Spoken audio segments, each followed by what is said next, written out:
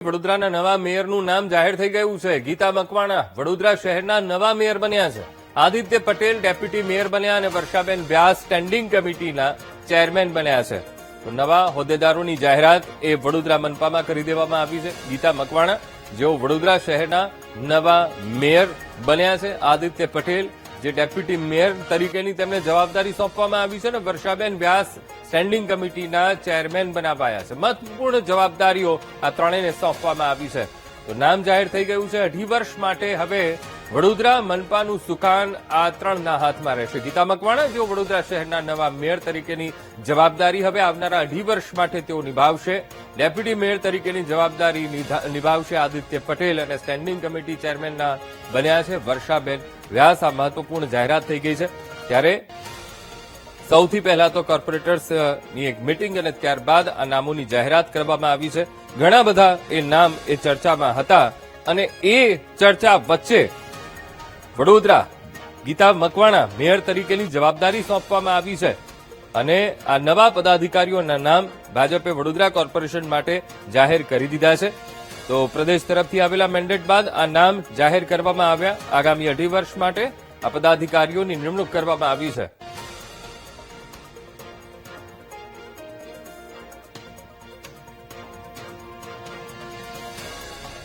આજ મુદ્દે સંવાદદાતા માનુ ચાવડા લાઈવ જોડાઈ ગયા છે। માનુ, નવા પદાધિકારીઓના નામ એ જાહેર કરી દેવામાં આવ્યા છે, હોદ્દેદારોની વરણી કરી દેવામાં આવી છે અને એમાંથી ગીતા મકવાણા વડોદરા શહેરના નવા મેયર ડેપ્યુટી મેયર તરીકે આદિત્ય પટેલને જવાબદારી સોંપવામાં આવી છે। માનુ, અંકુર, વડોદરા મહાનગરપાલિકાના મેયર, ડેપ્યુટી મેયર અને જે 5 પદાધિકારીઓની આજે વરણી કરવામાં આવી છે। જે રીતે નામો જાહેર કરવામાં આવ્યા છે, 2 મહિલાઓને વડોદરા કોર્પોરેશનમાં મહત્વના પદ આપવામાં આવ્યા છે। ગીતાબેન મકવાણા કે જેમને મેયર તરીકે પસંદગી કરવામાં આવી છે, ભારતીય જનતા પાર્ટી દ્વારા ગીતાબેન મકવાણાને આ જવાબદારી સોંપવામાં આવી છે। એક નાનકડું ઘરની બહાર કેબિન ચલાવતા જે ગીતાબેન મકવાણા છે એ હવે વડોદરાનું જે વડોદરા મહાનગરપાલિકાના પ્રથમ નાગરિક એટલે કે મેયરનું પદ શોભાવશે। ભારતીય જનતા પાર્ટી આ મહત્વની જવાબદારી એક સામાન્ય મહિલાને આપી છે। ડબલ ગ્રેજ્યુએટ થયેલા ગીતાબેન મકવાણા એક નાનું કેબિન ચલાવે છે અને ગીતાબેનને મેયર બનાવવામાં આવ્યા છે। આ ઉપરાંત વર્ષાબેન વ્યાસ જે ગઈ ટર્મમાં પણ કોર્પોરેટર હતા, એમને સ્ટેન્ડિંગ કમિટીના ચેરમેન બનાવવામાં આવે છે। સ્ટેન્ડિંગ કમિટી ચેરમેનનું ખૂબ જ મહત્વનું આજે જવાબદારી છે વર્ષાબેન વ્યાસને આપવામાં આવી છે। સંઘથી એકદમ નજીક અને ખૂબ જ સક્રિય અને નિર્વિવાદિત ચહેરો છે અને વર્ષાબેન વ્યાસને આ જવાબદારી આપવામાં આવી છે। 2 મહિલાઓને વડોદરા મહાનગરની આ મહત્વની જવાબદારી સોંપવામાં આવી છે। આદિત્ય પટેલને ડેપ્યુટી મેયર બનાવવામાં આવે છે। આદિત્ય પટેલ શિક્ષણ સમિતિના ચેરમેન હતા, શિક્ષિત અને યુવા ચહેરો છે અને એમની અત્યારે આ જવાબદારી સોંપવામાં આવી છે। જે રીતે વડોદરા નગરમાં 2 મહિલાઓને મહત્વની જવાબદારી છે સોંપવામાં આવી છે। વડોદરા શહેર ભાજપ અધ્યક્ષે અત્યારે મીડિયાના મિત્રોને વિગત આપી રહ્યા છે અને એમની સાથે પણ વાત કરવાનો પ્રયત્ન કરું કે શું કહી રહ્યા છે। અત્યારે હાલ જ નામ જાહેર કરવામાં આવ્યા।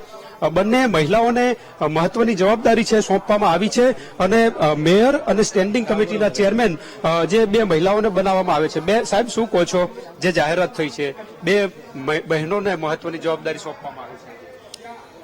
માન્ય પ્રધાનમંત્રીશ્રીનું તો સ્વપ્ન જ છે કે મહિલાઓને સશક્તિકરણ કરવું અને 33% અનામત વિધાનસભા લોકસભામાં મહિલાઓને આપવી અને એ વિઝન આપણે સૌ દેખી ચૂક્યા છે। મને લાગે છે કે એ જ પથ ઉપર આ નિર્ણય થયો છે, કારણ કે જ્યારે મહિલાઓને આગળ વધારી હશે તો નેતૃત્વ આપશું તો જ આગળ વધી શકશે। વડોદરા મહાનગરપાલિકામાં પણ મહિલા સશક્તિકરણના એક વિઝન સાથે આજે 5 હોદ્દાઓમાંથી 3 હોદ્દાઓ મહિલાઓને આપવામાં આવ્યા છે અને આવનારા દિવસોમાં મને પૂર્ણ વિશ્વાસ છે કે મહિલાઓ દ્વારા બહુ સારા કામો થશે, વિકાસના કામો થશે અને લોકોની આકાંક્ષા અને અપેક્ષા પૂર્ણ થશે। સર, ઘરની બહાર કેબિન ચલાવતા એવા ગીતાબેન મકવાણા છે અને એમને આજે મેયરની કેબિનમાં બેસવાનો એક મોકો મળી રહ્યો છે। શું કહો છો, આ ભારતીય જનતા પાર્ટીનું કેવું વિઝન એક સામાન્ય મહિલાને વડોદરાના પ્રથમ નાગરિક બનાવે? પહેલા તો શ્રીમતી ગીતાબેન અમારા 15 વર્ષથી ભારતીય જનતા પાર્ટીના કાર્યકર્તા છે। એક બૂથના કાર્યકર્તા તરીકે એમને કામ કર્યું, ત્યારબાદ બૂથ પ્રમુખ તરીકે એમણે લાંબા સમય સુધી કામ કર્યું। વર્તમાનમાં વોર્ડની એમની ઉપપ્રમુખની જવાબદારી હતી, ત્યાંથી કાઉન્સિલર બન્યા અને ત્યારબાદ મેયર બન્યા। ભારતીય જનતા પાર્ટીનો તો સિલસિલો જ રહ્યો છે કે સામાન્યમાં સામાન્ય કાર્યકર્તાઓને પણ આવા ઉચ્ચ હોદ્દાઓ આપે છે। એનું જ ઉત્તમ ઉદાહરણ શ્રીમતી ગીતાબેન મકવાણા છે। સ્ટેન્ડિંગ કમિટી ચેરમેન પણ મહિલાને આપવામાં વર્ષાબેન વ્યાસની પસંદગી થઈ છે। કેવી રીતે શહેરનો વિકાસ કેવો આપને કેવી આશા આપે છે? મહિલા સશક્તિકરણનો જે મુદ્દો મેં શરૂઆતમાં કીધો એ પ્રમાણે હંમેશા નેતૃત્વ આપણા ઘરમાં પણ મહિલા જ કરતી હોય છે. એવી રીતે સમાજમાં પણ ક્યાંય જોઈશું આપણે તો મહિલાઓના સૂચનના આધારે જ ઘણા બધા કામો થતા હોય છે. સમસ્યાઓ સૌથી વધારે કોઈ સમજી શકતું હોય તો મહિલા સમજી શકતું હોય છે. મને લાગે છે કે વડોદરા મહાનગરપાલિકામાં પણ આગામી દિવસોમાં જે પ્રકારના નગરજનોના પ્રશ્નો હશે, એની સમસ્યાઓ હશે, વિકાસના કામો હશે, અમારા મહિલાઓ નેતૃત્વ દ્વારા એને જરૂરથી એ આકાંક્ષા અને અપેક્ષા પૂર્ણ કરવાનો પ્રયત્ન થશે.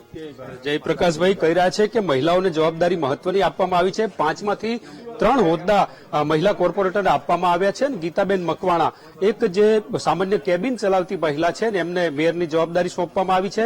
હવે અહીંથી તમામ જે કોર્પોરેટરો અને સભામાં પહોંચ્યા છે ને ત્યાં વિધિવત રીતે કાર્યભાર સંભાળશે. જી અંકુર. જી બિલકુલ માનું, સમગ્ર માહિતી સાથે જોડાવા બદલ આપનો આભાર.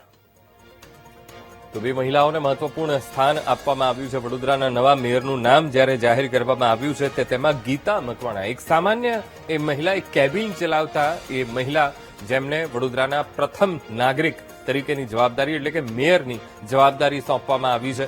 સાથોસાથ આદિત્ય પટેલ જેમને ડેપ્યુટી મેયર તરીકેની નિમણૂક આપવામાં આવી છે અને વર્ષાબેન વ્યાસ જેમને સ્ટેન્ડિંગ કમિટીના ચેરમેન તરીકેની જવાબદારી સોંપવામાં આવી છે. એટલે કે આમ વડોદરા મનપામાં બે મહિલાઓને ખૂબ મહત્વપૂર્ણ જવાબદારી સોંપવામાં આવી છે. સાથોસાથ એ જવાબદારીમાં ખરા પણ ઉતરવાનું છે. આવનારા 2.5 વર્ષ માટે તેમની નિમણૂક રહેશે. 2.5 વર્ષ એ કામ બતાવવા પડશે. સાથોસાથ મહત્વપૂર્ણ બાબત એ છે કે ઘણા બધા પડકારો પણ તેમની સામે રહેશે.